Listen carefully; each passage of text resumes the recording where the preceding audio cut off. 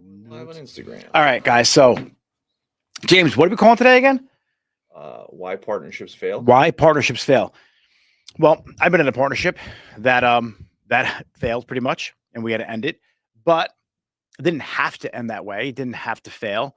And when I speak to a lot of coaching clients, there's a lot of issues with partnerships. And what it comes down to is one word: communication. It's just a lack of communication. People do not communicate properly. And in order to communicate properly, what are you communicating about? That's actually like the real question here. Because obviously people know they should be communicating, but what is it you communicate about? So let's talk about particular roles that need to be spoken about in the salon. We're speaking partnerships are partnerships, right? It doesn't matter if you're running a salon, a barbershop, it could be any business. But if there's no clearly defined roles for each one of the partners on what they have to do for the business, then chaos happens. So at least you need to have a structure. And we just went over this today in my community, the organizational chart or structure, where you have your salon owner / CEO, then you have your management, then you have your marketing leader, then you have your stylist leader, and you go down the whole entire organizational chart. When you have a partnership, whether it's 2 partners, there's 3, there's 4, only one person can be the CEO. Only one. And you take a look at some, like, historically, some of the best businesses, partnership businesses in the world, like take a look at Apple, Steve Wozniak, Steve Jobs. There was one CEO, right? And you had Steve Wozniak in the background just doing his thing. But both of them were equally responsible for the success of that business. And then you have, James, who was it in Microsoft? Bill Gates, and I don't know who else. Whoever that guy was. And then you have Warren Buffett and Charlie Munger, right? I don't know. Yeah. So you take a look at some of the most successful businesses in the world. There's partnerships involved, but you only really hear one person. It's crucial that one of the people involved in a partnership has zero ego, or else it just won't work. So obviously we talk about communication, that's necessary, but then the job description and what each partner is going to do. Because in the beginning, you're going to do everything.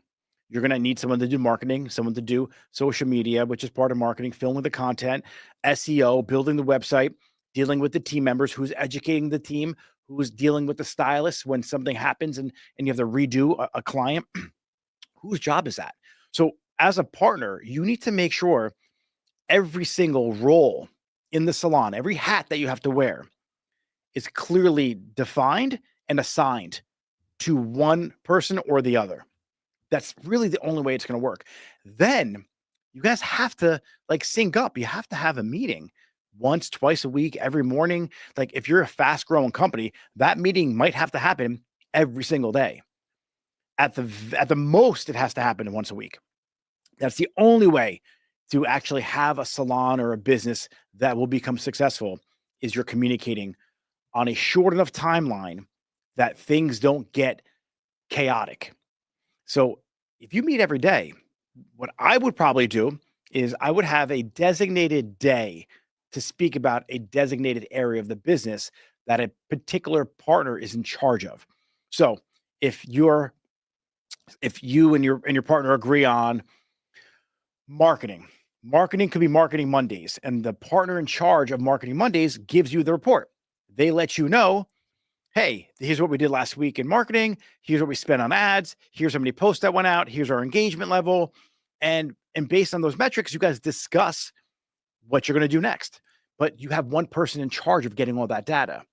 Then you have one person maybe in charge of the team, right? In terms of the progression of the new stylist who are advancing from junior stylist to a senior stylist on the floor. And that partner goes over how the class was. That could happen on Wednesday morning. And so every single day of the week has a theme. Like I said, Mondays could be marketing. Tuesdays could be SEO, right? Well, it goes in marketing. Tuesdays could be leadership, where you talk about the team. And then Wednesdays could be finances, how the numbers went. And then Thursday could be, what could Thursday be, James? I don't know. Fridays. E-commerce, right? Talk about your e-commerce section of the business. What's happening with that? Fridays are retail. So as long as you guys go into that meeting with a clear understanding who's going to run that meeting because that's the one partner that's going to be, in charge of those numbers. And then what are you going to do next? You have to inspect what you expect. The problem is when you assign roles from one partner to another, you're just thinking that it's getting done. And if you don't have any kind of like position agreement or don't have any kind of standard that you set, then 3 months go by, 4 months go by, 5 months go by, and the salon's not where you thought it was. And then what happens is one person gets pissed at another, and then you're not living up to your end of the deal, and then one's saying you're not living up to your end of the deal, and next thing you know, there's animosity. And then your salons run like shit because you're stylish, like they don't get along. Who do you ask? Like when a stylist wants a day off, do they ask partner A or partner B? Like, is that defined? Is that clearly laid out when you bring on a new team member? Who are they speaking to? So if you are in a partnership right now and you're struggling, more than likely it's because the two of you think that you're the CEO and you're not. Only one of you could be the CEO. Each one of you could be in charge of a particular area of the business, but you both can't be in charge of everything. And so sit down with your partner or partners, list out all the roles that are involved in your salon, and then assign them to one person and another. And if you have one partner who's working behind the chair still and one partner who's not, then the delegation of the roles is going to be a little more lopsided because you have one person working behind the chair. But that's okay. That's not going to be forever.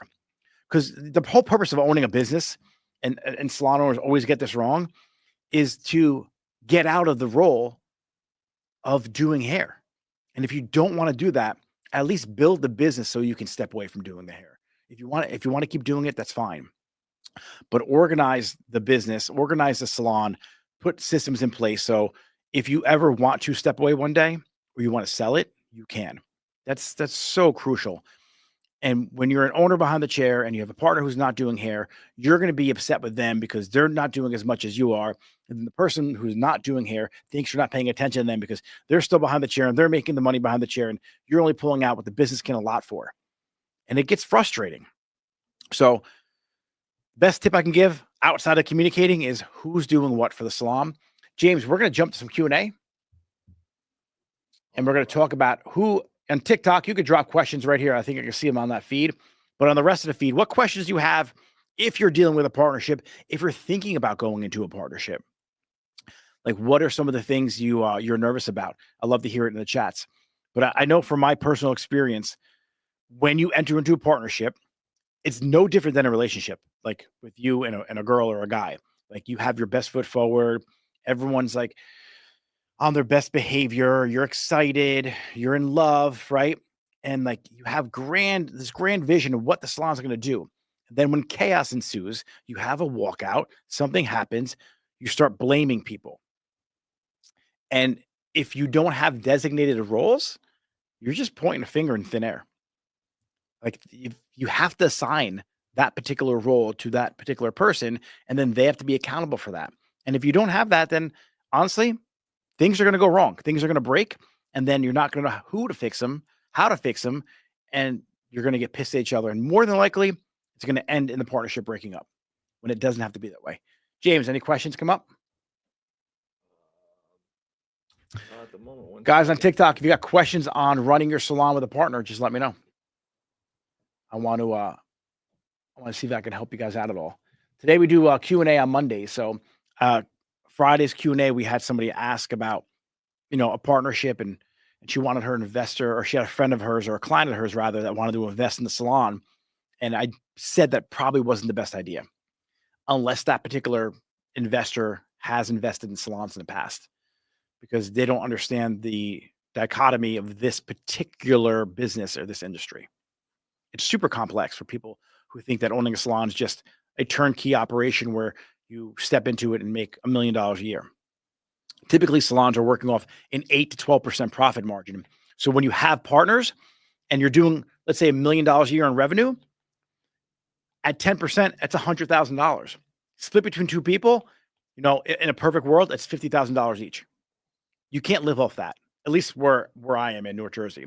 And so what's going to happen is you guys are going to be struggling to pay the bills, and no one's going to know what to do next and how to grow that business because it's just chaotic and you guys aren't communicating properly, especially from an investor standpoint. You're doing hair behind the chair. Now you're going to be working for free because you're putting all your hard earned money back into the salon again to try and get the bills paid because it's not structured the right way, because it doesn't run like a regular business. It does, in certain aspects, but this salon industry, barbershop business, lash business, it's different. It's dynamic. Like, you're dealing with personalities, you're dealing with a lot of different variables that a particular normal business doesn't necessarily have to deal with. So when you have an investor take a look at your salon and you're working behind the chair and they say to you, "Hey, why don't you open your own place? I'll back you." It's it's a really important conversation to have with that person and let them understand that they may not be getting that money back for several years. Because if you buy the salon or you rent the space and you buy all the material that goes into it, the color, the back bar, the station stock, like, all of that stuff costs money, and it could cost you upwards of 250 grand. And if you're, doing $1 million a year in that salon, that first year, you didn't make any of that money back and you still have other bills to pay. It's important that the investor understands that and that you are crystal clear on what their role is in the salon too. Because if they're just going to be a financial investor, you're going to kind of have animosity towards that person because they're not doing anything for giving you the money. And so now you're left to run the whole salon yourself, do the hair, do the hiring, do the firing, do the ordering, do the everything. That person's going to want their end of the deal. And you're going to feel like, no, all they did was put the money up and I'm stuck here doing all this work. And you're going to resent that person. But that was in your original contract. They're putting the money up. You handle everything else. Well, everything else needs to get paid. So that's when you create that organizational chart and you have those certain roles. And those certain roles need to have an allocation of funds to them so you could hire them out eventually.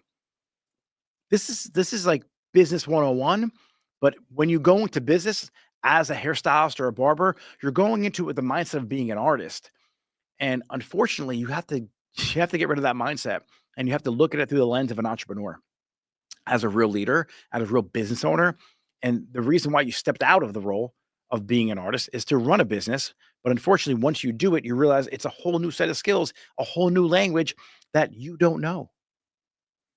And so before you open a salon, especially with an investor, make sure you get some kind of education. Make sure you hire a mentor, hire a coach, read a book. Like, you don't have to hire somebody if you don't have the funds for it, but you should be digesting every single business book that's out there on the market, in audio version, in reading version. Go to the podcast, whatever you can do to elevate your business acumen so you could be as successful as possible as a business owner. You have to do that. You cannot just open a salon thinking just because you're good at hair, it's going to work out. And if you have two people who both are really good at hair and you're like, wow, our salon sucks where we're at right now, let's open one together. Well, one of you guys need to learn the business side of things and step away from that role of the artist, of that technician, because it's not going to be successful. So just to recap, guys, if you got questions on TikTok, drop them right here. But just to recap, before you enter into a partnership, clearly define the roles of that business and which partner is going to do what. And the most important role, you have to clearly define who's going to serve in that role is the salon owner / CEO. Even though you're both the owners, you need to have a CEO. Has to be one person at the top. And then every single thing below that is going to be assigned to one partner or another. This way, your team, when there's an issue, they know what person to speak to. If it's a problem with hair, like a haircut or a client that received a bad haircut, they go to Nick. If it's a problem with the social media, something's happening with the grammar on the social media post or something like that, they can go to James. If something's going on with the inventory, there's no color in the back room, well, that's Jennifer's role. And so as long as you have all this stuff laid out, your partnership will more than likely succeed. But everyone says communication is important. But what are you communicating about? Like, you need some layers and depth in that answer. So the layers and depth that you need is a role that each partner is going to play. You need to have a number or a metric to measure how successful they are at that particular role. And then you both have to meet up and sync up once a week on that particular area of the business so you can move the business forward with clear communication and standards that are being met. So, with that said, that's my quick little partnership 101. I got James, a question. you got a question? Send it through. Where did it go? How can salon owners recognize early warning signs that the partnership might not work? Oh, yeah. I mean, here's one sign. If you guys have a meeting set up and the other partner doesn't show up to the meeting, like in person with like one of the booking softwares you're bringing into place, it's just the respect's not there. You have to make sure that each partner respects the other's role. If you guys agree that you're both going to put in $10,000 each and that one partner doesn't have that money and you're like, well, I'll put in 15, you just get me back for that other 5, that's an issue. Like you both have to, the second your agreement and what you agree to do is not being met, that's a red flag. So if you guys set the standard that that particular partner is going to live up to, and they fall short right away, you have to address that. It's crucial. But typically, if you're going to enter in a partnership with someone who's doing hair in a salon, they need to be doing as much money as you behind the chair. They have to understand, like, they have to understand what it takes. Where I see partnerships go wrong is when jealousy kicks in. It's one partner is doing way more financially behind the chair, and then the other partner's not making nearly as much, maybe because they're not as good, maybe they're because they're not working as hard. But either way, that's when jealousy sets in. For the most part, that's what I've seen. So if you both are making 20,000 a month behind the chair, then there's no really jealousy gonna unfold. And so one person may step back from behind the chair and really run the salon, and the salon hopefully could financially support that person's needs and then pay that person. So that's one thing. James, next question. Yeah. What strategies do you recommend for resolving conflicts between partners? If there's two well, you just no, the strategy is you have the role that partner is designated to do, the position agreement, and you literally just look at the area, the criteria of that agreement. Are they living up to that? If there's a standard being set, like if you have a partner and they're in charge of the social media, and you take a look at your Instagram or your YouTube or whatever you're using, and they haven't posted in 3 months, well, then something's wrong. If you have a partner who's in charge of educating your team and you're getting redos every week for your haircuts, their education, something's wrong with the education. And so that needs to be spoken about and addressed. And then in your original contract, in your original agreement with the partner, you have to lay all of that out. If partner so-and-so doesn't live up to their end of the agreement, what happens? What's the buyout clause in there? How does the one partner protect themselves against the other? Like all of that needs to be laid out beforehand, like almost like a prenup agreement. This is no different than any other relationship. So like a partnership's like a marriage, 100%. So each partner has to go into it with an understanding of, hey, this is what my obligations are. This is what their obligations are. If I'm living up to mine and they're not living up to theirs, this is how we handle it. All that needs to be laid out ahead of time. And all you do is follow the script, literally. If this, then that. All right. So if partner A is not doing this, go to section B of the contract, and this is how we handle it. And you both agree ahead of time that that's how it's being handled. And there's nothing anyone else can really do about it because you both agreed on that's how it's being handled when that situation arises. It might take you like a couple weeks to really write this contract out and think of every scenario. Because in the beginning, you're gonna be super happy. Like you're gonna be like excited, and everyone like is agreeing that they're gonna do everything. And once you own a business, shit gets really hard. Then the truth sets in. Like, hey, maybe one partner's not cut out for it. It's time to get rid of them. James.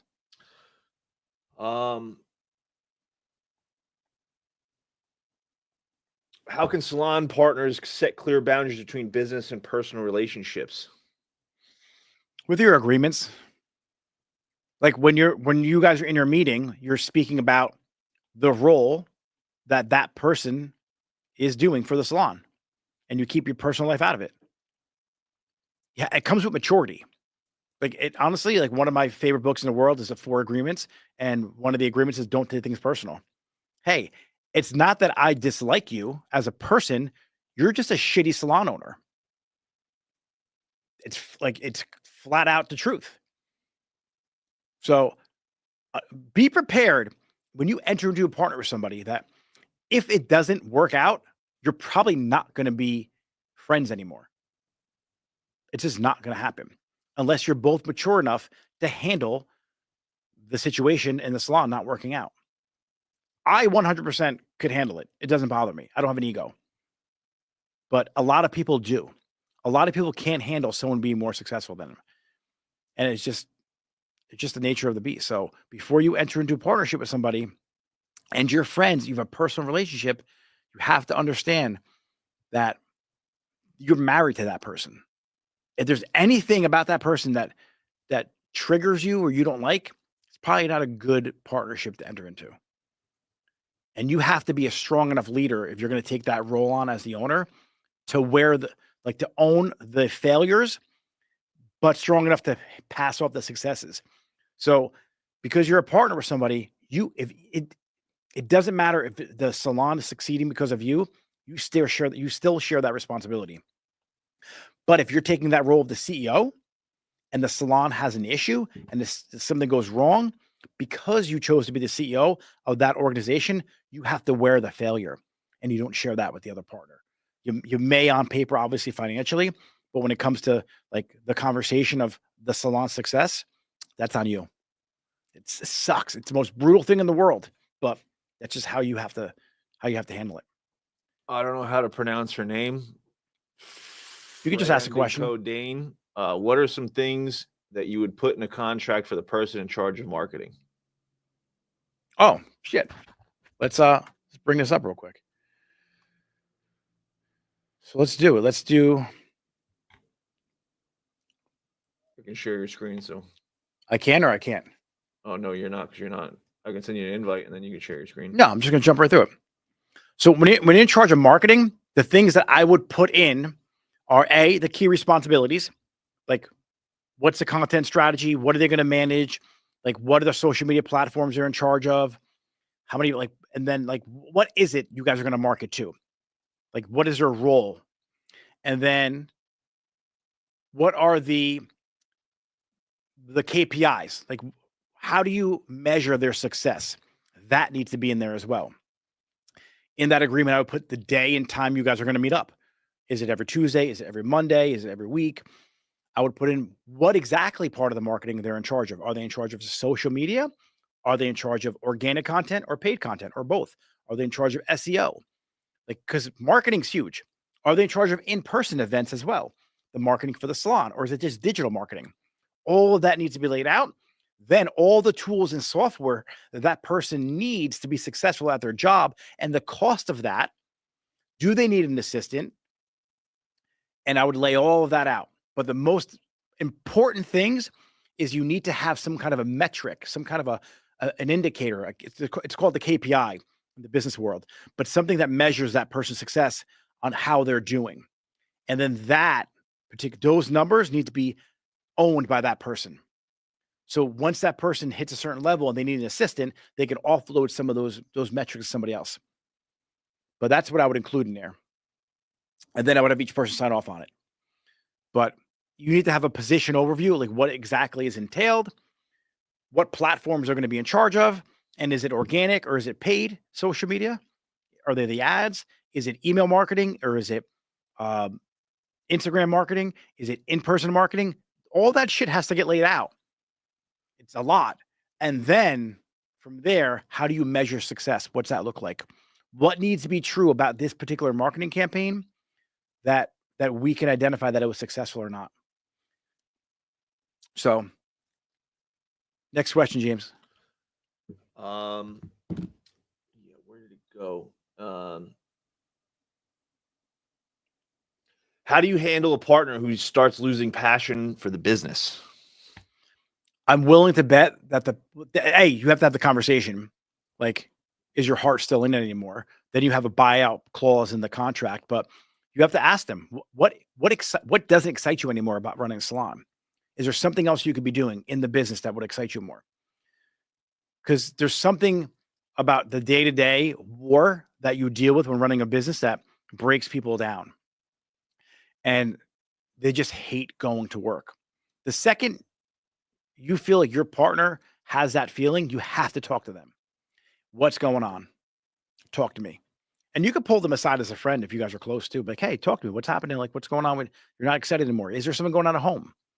Like, is there some like when here's the one thing that no one really understands. When you have a partnership with one of your friends, a lot of times you're not friends anymore, you're partners.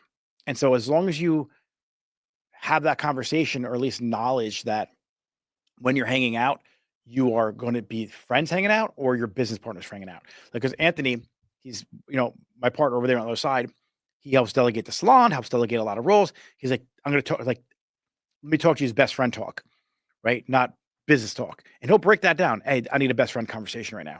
And like, we're cool with that. That needs to happen. But when it's business, it's business. So if somebody's losing passion, it's up to the two of you to figure out why they're losing passion and how you can fix it. Can you put somebody else in that role for that person and give them something else that excites them? But don't just ignore it. Ignoring it's not going to go away. The only way to fix the problem is to address the problem and then come up with a solution for it. I promise you, ignoring a situation is never going to make it go away. It's only going to make it get worse. James, any more questions?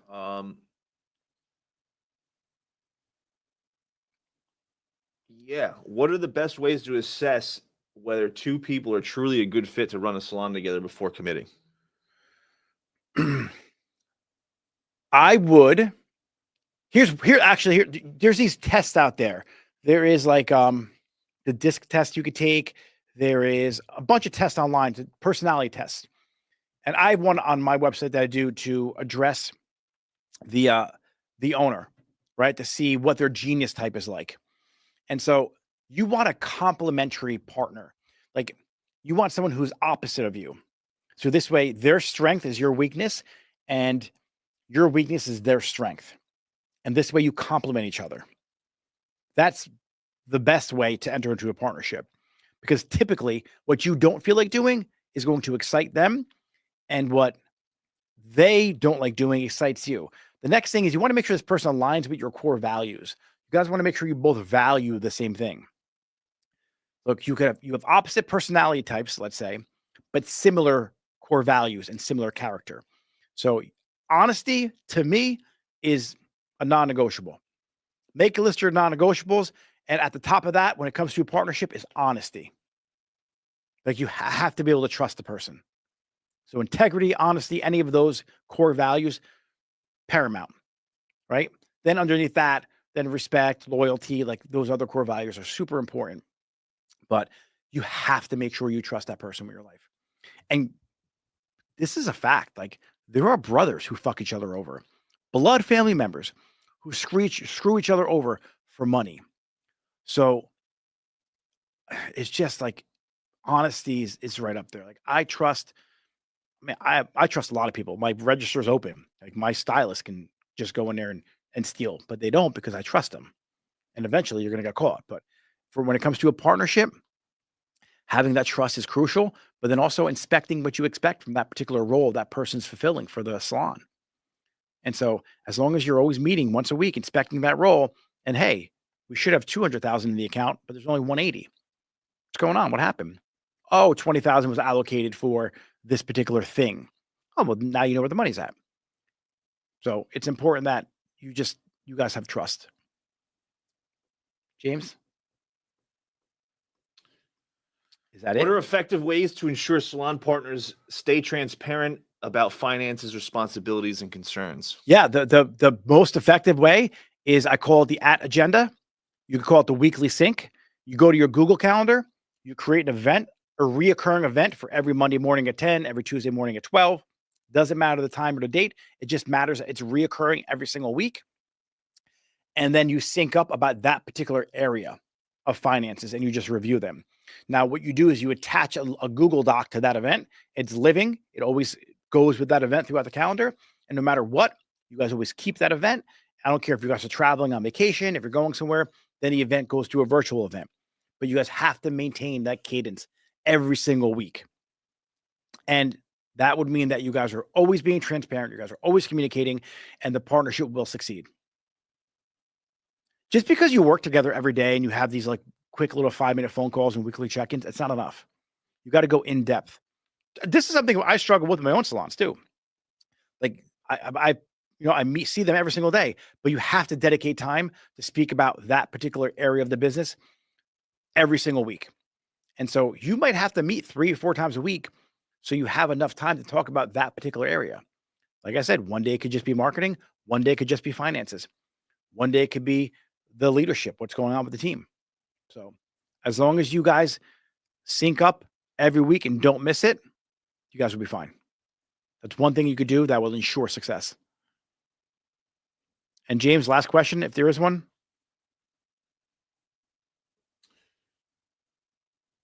Yeah, this is actually a good one for you. How do you handle it if one partner is naturally more risk adverse while the other one is aggressive in business decisions? Good question. It depends on their level of financial participation in the business. And the one who's more risk adverse needs to be a better salesperson to sell it to the person who isn't. I mean, that's flat out. Like you should have some things that need to be true about a financial investment for the business that if they check all the boxes, then you can just go all in. But typically that's going to happen in any business partner. My appetite for risk is, I would say, in the upper very high 10%, upper 1% of the world for appetite. I don't give a fuck. I send it because I know that I may not be here tomorrow. But that's why you need to have insurance policies. My appetite for risk is so high, but I also know that I have multiple life insurance policies that if anything happens to me, I'm covering all the debt and all the risk. And so that's one thing you could do is make sure you have insurance policies set up in place where if this person can't fulfill their obligation that they said they were going to do because something catastrophic happened, it's covered, right? They took on a lot of debt because they had this vision and they're taking action on it. And God forbid something happens, knock on wood, now you're covered financially for that particular risk that person put you in or a situation that person put you in. But like I said, there's one CEO of the company, one leader. The person who's not as risk adverse needs to trust you and your vision. Like I know Steve Jobs pulled the plug on a lot of different things and was like, fuck it. I don't care if it's 10, 20, 30 million. He just pulled the plug on and they pivoted. You have to trust that person who has the vision. And if there's no trust there, then you guys shouldn't be partners anyway. But create the checklist. Don't just go into shit blind and reckless. Risk is fine if the risk is managed. So you're always going to have that situation when it comes to a business. Hope that answers your question. And that is it for today. Guys, like I said, me and James are figuring out a time. I'm going to post a time for the podcast in my story later on this week. So you can tune in on Monday, Tuesday, Wednesday, Thursday, Friday, Saturday, Sunday, and get the specific time for the show. If you want to be a guest, DM me on Instagram at Nick Mirabella, and you can come on as a guest. We could talk about the industry. We could talk about SEO. We could talk about marketing, talk about cutting hair. It doesn't really matter as long as it pertains to business and our industry in some way, shape, or form. I'm waiting for somebody to come on and debate you on why 1099 is illegal. Oh, I would love that. A lot of people that like to talk shit. If you guys want to debate me on the whole 1099 conversation, all you TikTokers over there, I see all you stylists who don't own salons that think you know what the fuck you're talking about. You don't. Come on, let's debate it. I'll lay out my whole entire blueprint to you, and you could try and poke holes in it all you want. You're a lawyer. You can bring on your accountant. You could bring on the IRS. I don't give a shit who you bring on. I'll debate it with you, and we'll go over it. And you'll be like, wow, Nick, wow, that's fucking genius. You are a genius. So that's what's going to happen if you guys try and debate me. But I invite any of you to do it. So, James, you're good? I'm good. We're ready to cut it off? All right, TikTok. I'll see you later. I don't know who joined this live or not, but I don't even know how to work this thing. See you later.